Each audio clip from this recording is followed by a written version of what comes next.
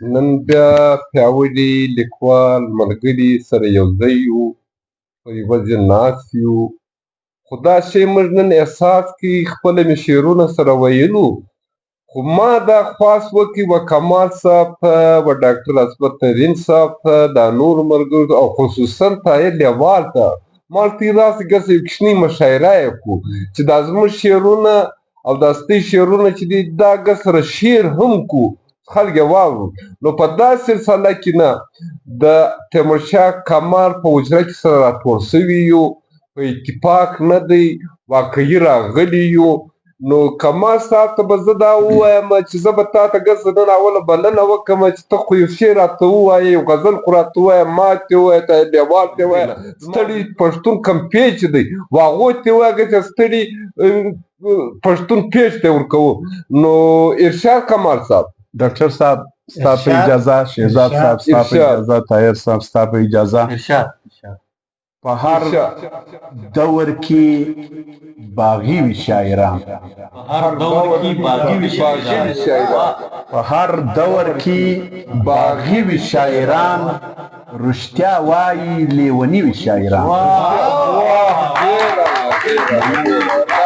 په هر دور کې باغي وي شاعران، په هر دور کې باغي وي شاعران، رښتیا وایي لیوني وي شاعران.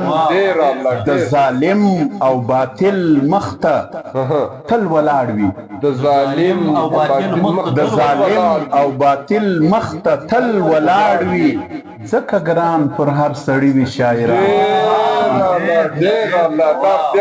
د ظالم او باطل مخ ته تل ولاړ وي، ځکه ګران پر هر سړي وي شاعران. او د خپل ځان په خوشحالي نه خوشحالیږي، د خپل ځان په خوشحالي نه خوشحالیږي، خوش د قام په خوشحالي وي شاعران. مننه. د خپل ځان په خوشحالي نه خوشحالیږي، خوش د قام په خوشحالي وي شاعران.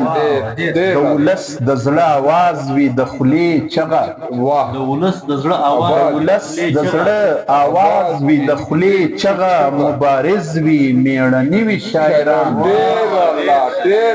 او هر خاین غدار درشي به پښتونه، هر خاین غدار درشي به پښتونه، چې تر څو پورې ژوندي وي شاعران. هر خاین غدار درشي به پښتونه، هر خاین غدار درشي به پښتونه، چې تر څو پورې ژوندي وي شاعران. په هر دور کې باغي وي شاعران، رښتیا وایي لیوني وي شاعران. کمال جان کمال دې په وکې په رښتیا چې هم کلام و هم شعر و هم خوندور و.